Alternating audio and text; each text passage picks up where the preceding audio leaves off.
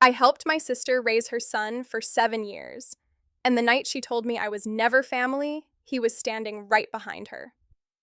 I was 23 when my older sister, Claire, showed up at my apartment with a baby bag, swollen eyes, and a car seat she barely knew how to buckle. Her son, Mason, was 6 months old. She said she just needed help for a few weeks. A few weeks became months, then years. At first, I didn't mind. I loved Mason. He was tiny, quiet, and always reaching for my finger like I was the safest thing in the room. Claire worked long shifts at a salon, and Mason's dad was barely around. So I became the backup for everything: daycare pickups, doctor appointments, late night fevers, grocery runs, birthday setups, school paperwork. When Mason took his first steps, he walked toward me. When he had nightmares, he called my name. When he started preschool, he cried until I stayed outside the classroom window. Claire used to laugh and say, "He thinks you're his second mom." I never asked for that role, but once it was there, I gave it everything I had. And that's what made what happened later hurt in a way I still don't know how to explain. For years, our little routine felt normal. Claire worked, I helped, Mason grew. We had Friday movie nights where he would fall asleep halfway through with popcorn on his shirt. Every Sunday, I made pancakes shaped badly enough that he called them monster pancakes. Every Halloween, I helped with his costume because Claire always said she was too tired. I missed dates. I skipped trips. I turned down job opportunities that would have moved me out of state. Each time, Claire would say, "I don't know what I'd do without you." So I stayed. Because when a child looks at you like you matter, walking away feels impossible. But the first sign that something was changing came when Mason turned 7. Claire started correcting him. Not loudly at first, just small things. If he said, "My family is coming to my school show," Claire would cut in and say, "Your mom is coming." If he told someone I was his aunt mom, Claire would make a face and say, "Don't call her that. It's weird." I laughed it off the first time. Then it kept happening. At his school open house, his teacher smiled at me and said, "Mason talks about you all the time." Before I could answer, Claire stepped between us and said, "She helps sometimes." Sometimes. That word sat in my chest the whole drive home, because I wasn't someone who helped sometimes. I had kept that child when Claire disappeared for entire weekends. I had used my own money when she was short on rent. I had sat beside Mason at urgent care while Claire ignored 3 calls. But I said nothing. I told myself Claire was stressed. Then she started acting colder. She stopped texting me updates unless she needed something. She stopped inviting me to small family things. When Mason asked if I was coming to his soccer game, she said, "We'll see," even though I had already bought his cleats. One night, I came over with dinner because Claire said she was exhausted. Mason ran to the door and hugged my legs. Claire didn't smile. She just looked at him and said, "You don't have to act like she lives here." The room went quiet. Mason looked confused. I felt embarrassed, like I had walked into a place where I was no longer wanted. And that was the first time I wondered if Claire had started seeing me as a problem instead of help. A week later, I found out why. Mason's father, Ryan, had suddenly come back around.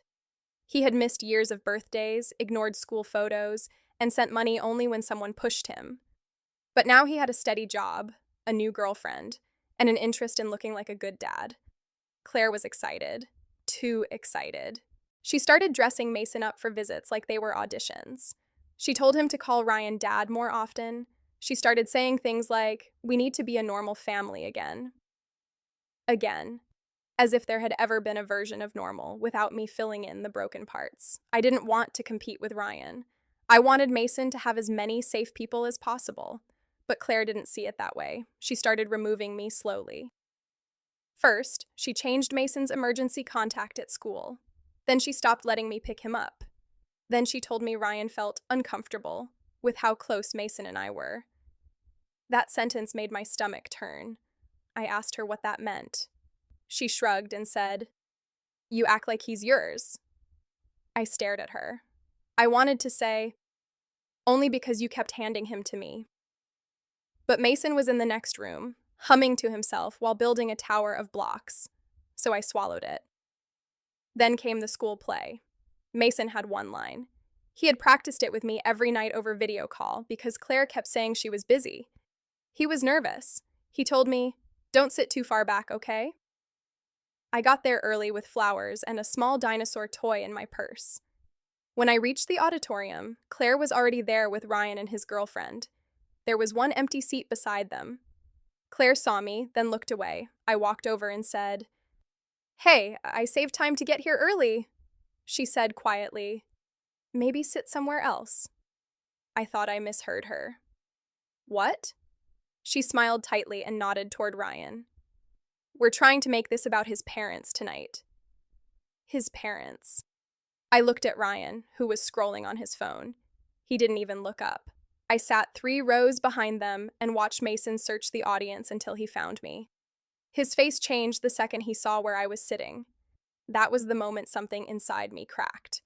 Because kids notice placement. They notice who gets the front row. They notice who gets moved to the back.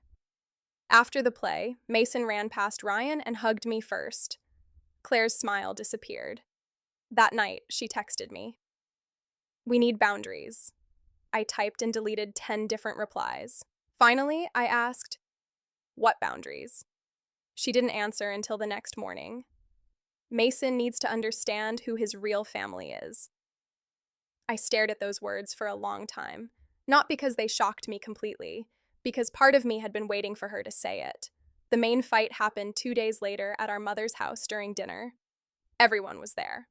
Our mom, our younger brother, Claire, Ryan, Mason, me.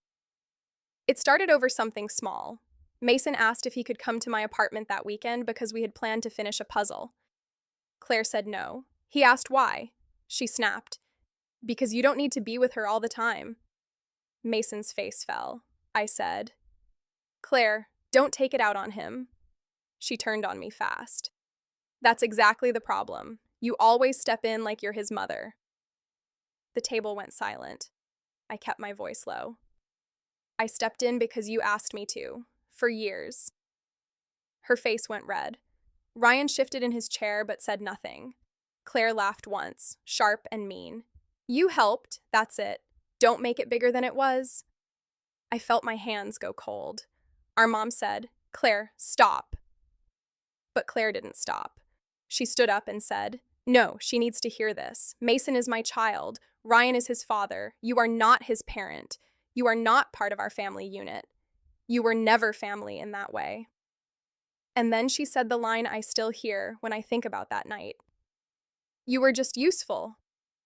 Mason was standing in the hallway behind her. No one had noticed he had left the table. His eyes were full of tears. Claire saw my face change, turned around, and froze. Mason asked, "Did she only help because you made her?" No one answered. He looked at me next. I wanted to run to him, but I couldn't move. Claire reached for him, and he stepped back. That tiny step did more damage than any argument could. I left a few minutes later because staying would have turned ugly.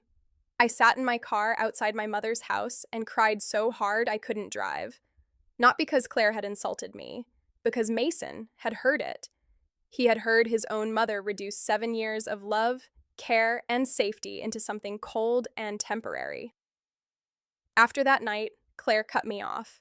She blocked my number from Mason's tablet. She told the school I was no longer allowed to pick him up. She returned the birthday gift I mailed him. My mother tried to talk sense into her, but Claire said I was confusing Mason. For the first time in 7 years, my evenings were quiet. Too quiet. No cartoons in the background. No tiny shoes by my door. No little voice asking what we were doing next weekend. I didn't know who I was without the role Claire had handed me, and then ripped away. 3 months passed. Then, one afternoon, my mother called. Her voice was strange. She said Mason had been acting out at school.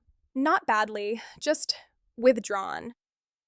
He stopped joining games. He stopped talking during class.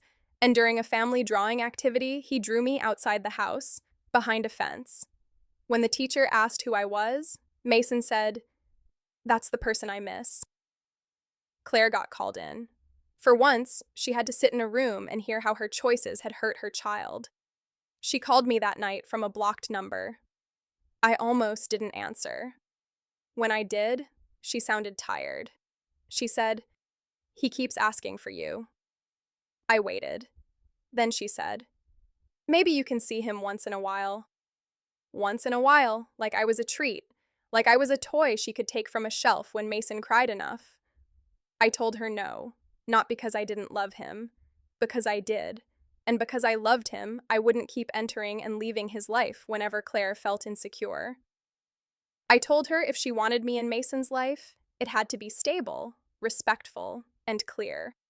No more using me when things were hard. No more erasing me when Ryan wanted to play dad. No more making Mason feel wrong for loving someone who helped raise him. Claire went quiet. Then she said, "You're making this difficult." I said, "No, I'm making it safe." A week later, we met with our mother present. Claire looked smaller than I remembered. Ryan wasn't there. She admitted he had already started missing visits again. She didn't apologize well at first. She talked around it, made excuses, said she felt judged, said Mason loved me so much it made her feel like she had failed. I told her I never wanted to replace her. I only wanted the child we both loved to feel secure. That was the first time she cried.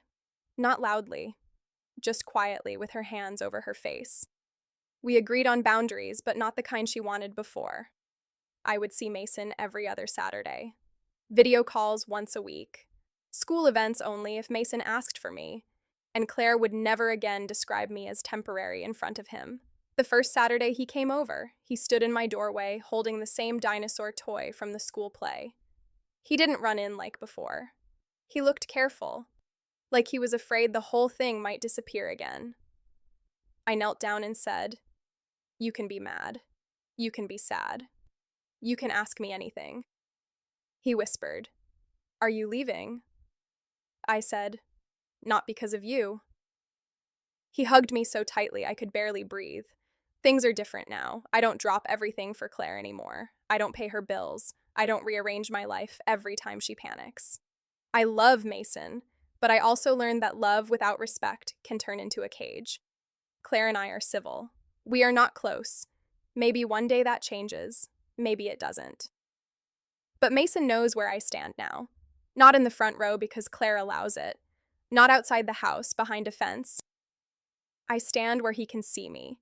And the hardest lesson I learned is that some people will call you family while they need you, then call you nothing when they want your place erased.